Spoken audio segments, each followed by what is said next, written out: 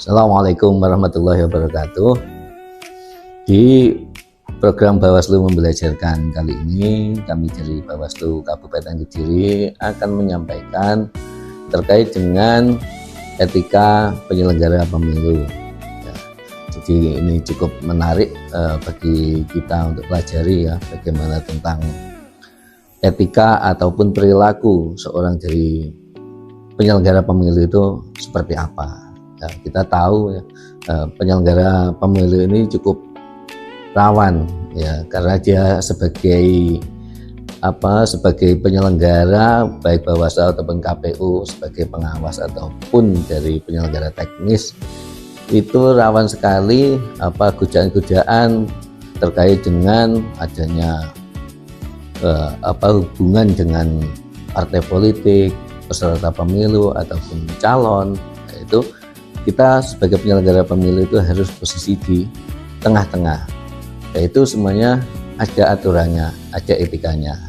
Nah, pada program pembelajaran kali ini kita akan mengupas tuntas ya mengenai bagaimana etika ataupun perilaku seorang penyelenggara pemilu itu seperti apa.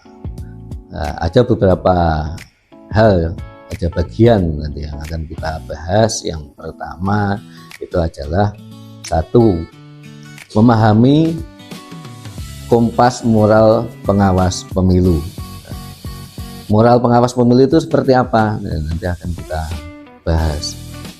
Perilaku penyelenggara pemilu itu seperti apa? Nanti akan kita bahas. Apa yang boleh dilakukan, mana yang tidak boleh dilakukan, ataupun bagaimana tata cara dia berperilaku, berkomunikasi dengan orang, dengan peserta pemilu ataupun siapa saja. Ini karena kita sebagai penyelenggara pemilu itu ada batas-batasan tertentu yang boleh dilakukan dan tidak boleh dilakukan. Yang kedua ya, nanti kita akan membahas mengenai bagaimana mengidentifikasi bentuk dan dampak pelanggaran ya, bentuk pelanggaran yang dilakukan yang ataupun yang tidak boleh dilakukan itu seperti apa itu. Misalkan ada seorang pengawas pemilu ngopi bareng dengan calon legislatif, calon bupati, gubernur ataupun presiden misalkan, apakah itu boleh dilakukan atau tidak. Batasan-batasan yang boleh dilakukan itu seperti apa? Nah, itu berdampak pada pelanggaran ya, apabila itu melampaui, misalkan ternyata dia komunikasinya terlalu intens, bahkan itu dia berpihak kepada salah satu kontestan, itu nanti berdampak pada pelanggaran. Selanjutnya nanti bagaimana pelanggaran itu akan ditindaklanjuti ya. Ada mekanisme nanti pada bab selanjutnya, itu nanti akan dibahas mengenai apabila seorang penyelenggara pemilu ini nanti dia melakukan pelanggaran, mana pihak yang bisa untuk memberikan hukuman atau punishment gitu kepada yang bersangkutan. Apakah dia itu diberi peringatan ataupun diberi teguran ataupun bahkan bisa diberhentikan. Siapa atau lembaga mana yang berhak ya, untuk menjatuhkan sanksi itu. Dan nanti akan kita bahas lebih detail pada bab selanjutnya gitu. Ya, kalau kita tahu ya, hari ini adalah yang bisa untuk memberikan sanksi kepada penyelenggara pemilu apabila dia itu melakukan pelanggaran itu adalah Dewan Kehormatan Penyelenggara Pemilu. Nanti akan lebih detail dibahas di bab itu. DKPP itu seperti apa hak dan kewenangannya, bagaimana dia itu bisa memberikan sanksi ringan ataupun bahkan bisa memberhentikan seorang penyelenggara pemilu. Nah, nanti di bab yang terakhir ini ya, ketika itu semua aturan-aturan itu sudah ada, kan memang kita sebagai penyelenggara pemilu itu harus tunduk patuh pada undang-undang yang membentuk undang-undang pemilu, yaitu yang hari ini kita masih memakai Undang-Undang 7 tahun 2017. Nah, itu ketika itu dilakukan, maka kita harus tunjuk pada aturan itu. kita itu belum dirubah, maksudnya apabila undang-undang belum dirubah maka kita harus tunduk patuh pada aturan itu. Kita juga harus melakukan sosialisasi ya. Jadi tidak hanya menunggu apabila terjadi pelanggaran baru ditindaklanjuti, tapi juga harus ada strategi bagaimana kita melakukan pencegahan kepada jajaran kita ya. Bawaslu kabupaten nanti kita bisa memberikan edukasi kepada jajaran yang ada di bawahnya, baik itu Panwascam, PKD ataupun PTPS ya. Itu bisa kita lakukan sosialisasi kepada mereka mana yang boleh dilakukan, mana yang tidak sebagai seorang penyelenggara, bagaimana menjaga integritas dari seorang penyelenggara pemilu itu ada upaya kita melakukan sosialisasi. Jadi tidak hanya kita melaporkan, memberikan punishment saja, tetapi ada bagaimana proses untuk melakukan pencegahan yang kita lakukan untuk jajaran terutama di bawah kita. Selanjutnya kita masuk pada poin inti ya, yaitu yang pertama kita ingin membahas apa sih sebenarnya etika itu. Etika ataupun perilaku seorang penyelenggara pemilu itu apa gitu. Biar kita tahu dulu, kita sering ngomong etika tapi mungkin tidak tahu detail definisinya seperti apa ya. Ini menurut Fran Magnesuseno yang dalam bukunya itu, yang disebut etika itu adalah refleksi kritis dan rasional tentang moralitas, menganalisis dan menilai norma moral yang berlaku ya. Kita tahu ya, norma moral itu kan memang dalam suatu wilayah itu kan yang berbeda. Karena kita itu adalah bangsa timur yang mempunyai etika ataupun moral perilaku yang berbeda dengan bangsa barat itu. Kita mungkin lebih baca menghargai budaya adat istiadat, bahkan norma agama itu yang berlaku di masyarakat ya. Itulah yang harus kita tunjuk pada itu.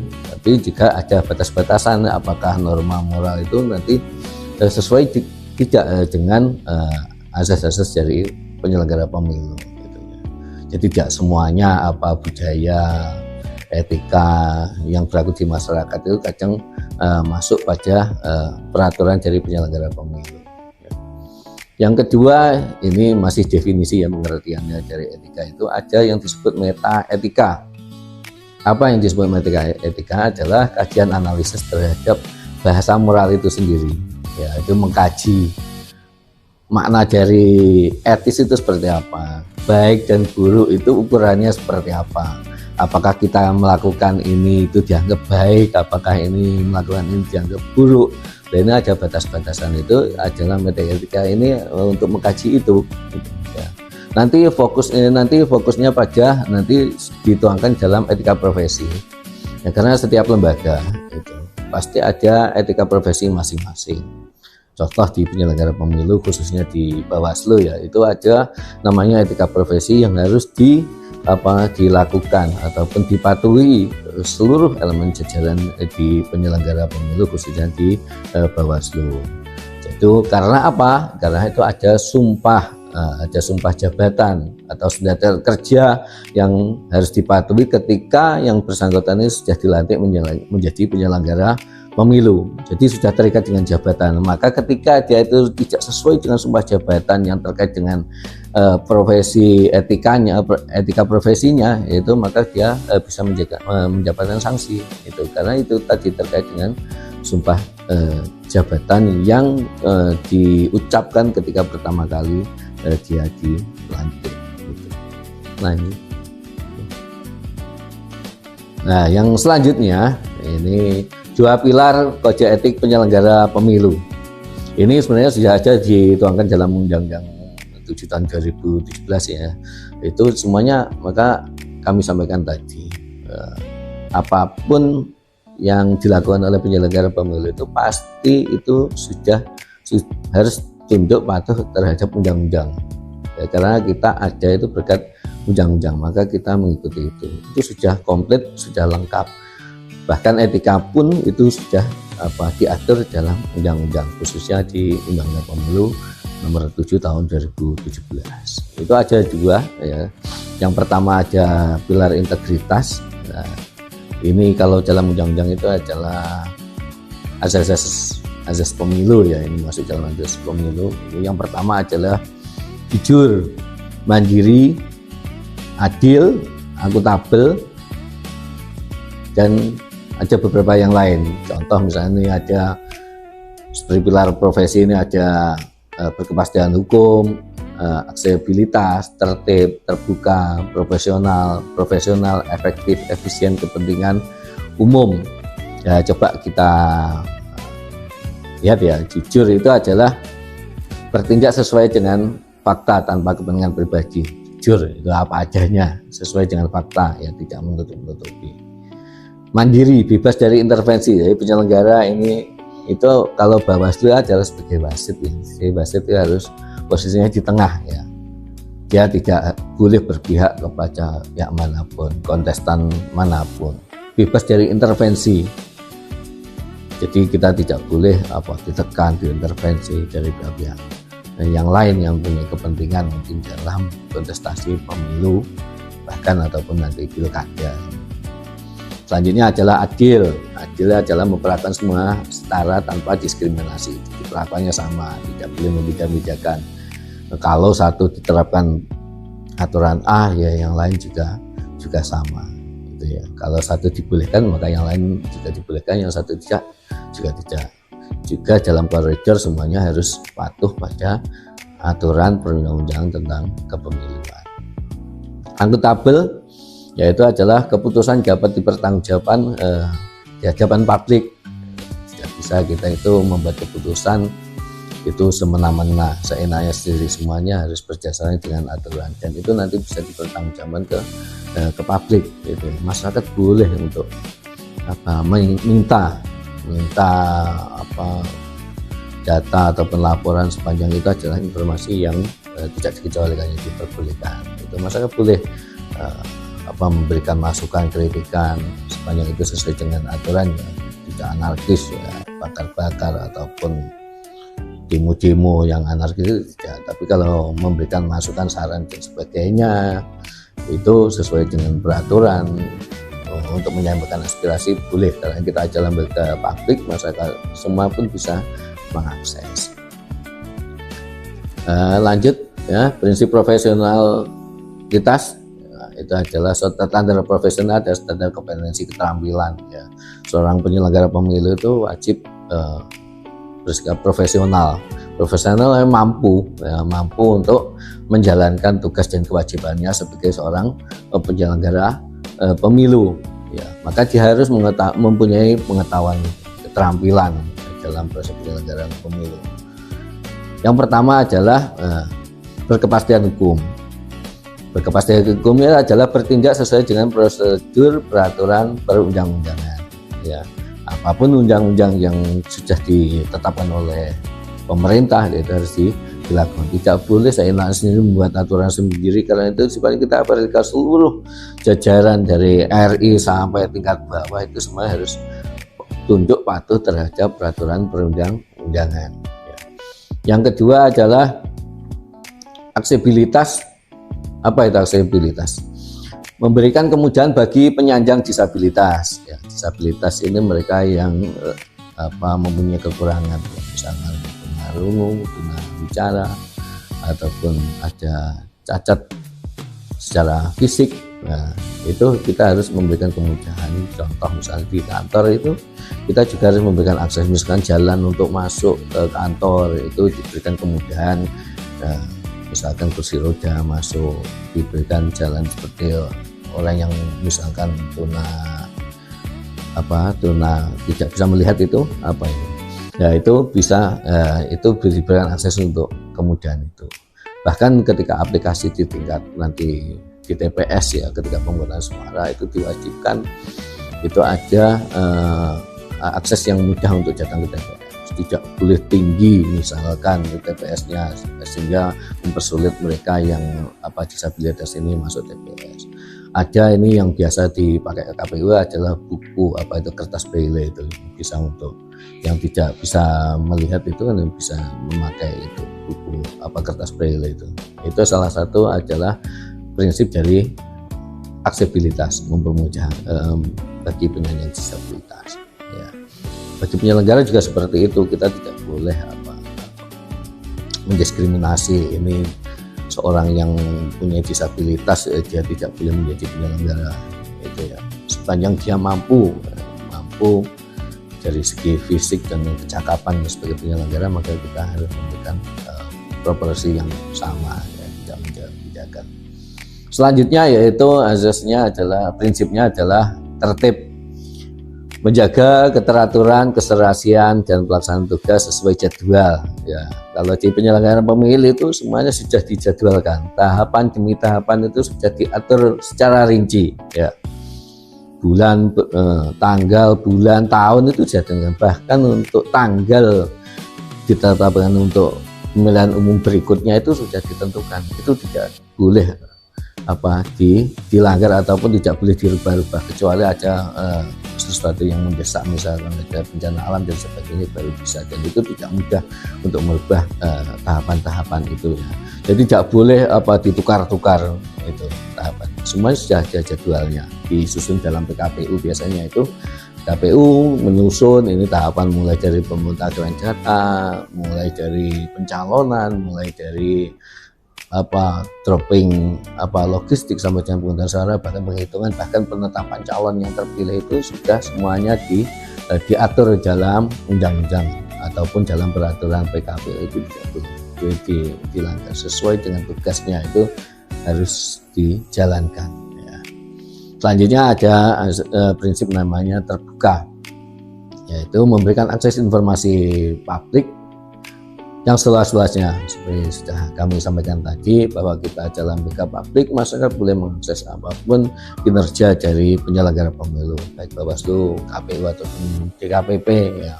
Kalau ada ketidakpuasan, ada yang disampaikan, itu bisa disampaikan secara baik di bersurat ataupun datang ke kantor, dan penyelenggara pemilu wajib memberikan data-data itu sesuai yang diinginkan, kecuali memang ada informasi yang dikecualikan, dan itu pun sudah ditentukan oleh kalau di Bawaslu ya Bawaslu RI itu sudah ditentukan mana yang boleh, mana tidak, dan itu pun ketika dituangkan peraturan itu mana data yang tidak boleh disampaikan, itu harus ada uji publiknya dulu, jadi tidak serta-merta bisa tidak bisa disampaikan misalkan. Monggo masyarakat itu, seluruh lapisan masyarakat, kalau ingin mengakses data ataupun informasi apapun yang ada di jajaran penyelenggara pemilu bisa disampaikan. Kita pun juga ada namanya di lembaga kita namanya PPID ya, bisa masyarakat itu yang membidangi, kalau ada masyarakat yang ingin membutuhkan informasi ataupun melakukan penelitian dan sebagainya, bisa mengajukan ke PPID Bawaslu. Kalau di Kediri ya ini PPID Bawaslu Kabupaten Kediri, websitenya sendiri juga sudah ada, monggo silahkan bisa diakses. Selanjutnya itu ada namanya prinsip proporsional. Prinsip proporsional adalah menjaga keseimbangan kepentingan umum dan pribadi dan menghindari konflik kepentingan.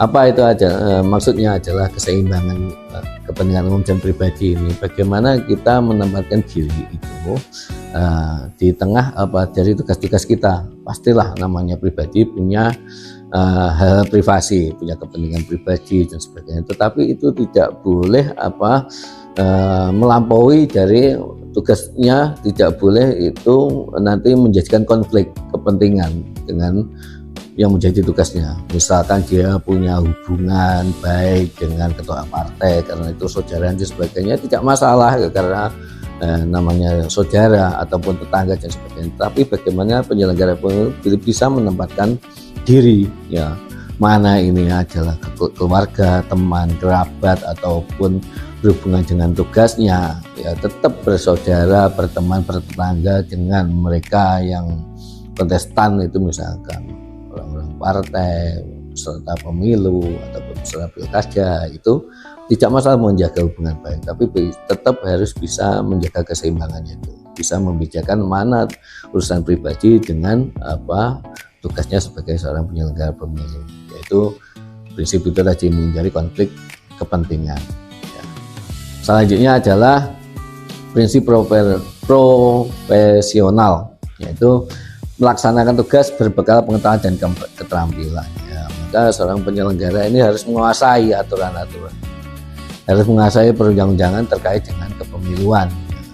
sampai nanti tidak tahu aturan, tidak tahu ini harus apa yang dilakukan, bahkan ketika terjadi pelanggaran itu harus apa yang dilakukan, ketika menerima aduan dari masyarakat tetapi yang dilakukan itu Bawaslu harus mempunyai bekal pengetahuan itu, maka harus belajar. Bahkan ketika rekrutmen itu kita ada ujian kan itu ya, untuk menjadi penyelenggara itu ada berbagai tahap ujian yang harus dilalui ya, mulai kemampuan secara profesional tentang akademiknya, tentang pengetahuannya, tentang pengalaman menjadi penyelenggara pemilu. Jadi tidak serta-merta orang itu bisa diangkat menjadi penyelenggara, tapi harus melalui mekanisme diuji dulu, diukur kemampuannya. Sebagaimana kalau dia memang mampu, layak, cakap, itu bisa diangkat menjadi penyelenggara pemilu.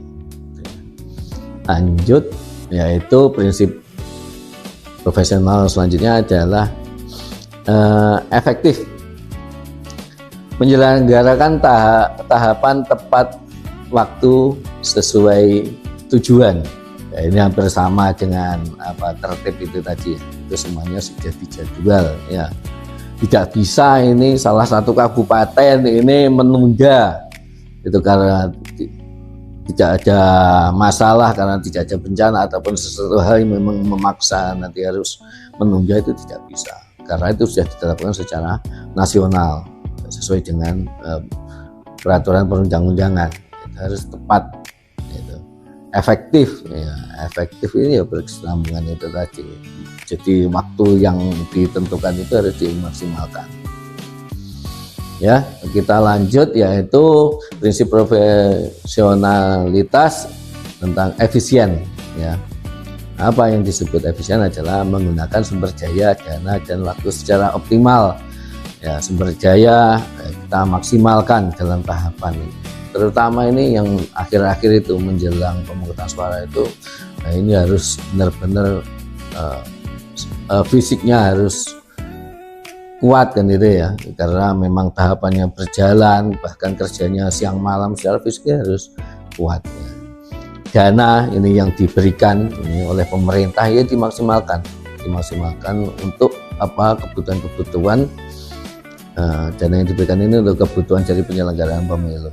Ya tidak boleh itu kita menggambur-gamburkan uang tidak sesuai dengan aturan. Karena untuk mencairkan suatu dana itu harus sesuai dengan RAB-nya, sesuai dengan peruntukannya yang sudah ditentukan, yang sudah dibahas bersama. Itu ya tidak boleh melampaui itu. Ya kalau melampaui itu nanti bisa menjadi temuan. Ya. Jadi tidak boleh digambur-gamburkan untuk kepentingan yang lain itu tidak bisa. Dan memanfaatkan waktu secara optimal, yaitu tadi ya, karena diburu waktu ya, tahapan itu harus berjalan, timelinenya sudah ada, maka harus dioptimalkan. Bahkan kalau menjadi penyelenggara harus siap kerja siang dan malam gitu ya, untuk memburu waktu ini supaya deadline-nya itu tepat waktu ya, tidak nanti molor-molor.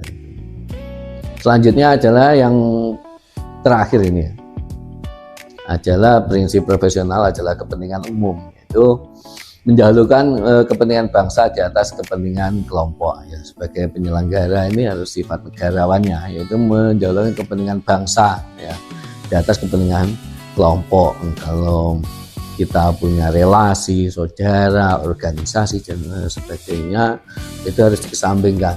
Ya, kita menjaga kepentingan kedaulatan negara ini, karena kita adalah sebagai penyelenggara negara, maka kepentingan bangsa ini untuk event penyelenggara pemilu, event besar pemilunya 5 tahunan ya, semua masyarakat akan turut andil dalam kegiatan pemilu demokrasi 5 tahunan ini.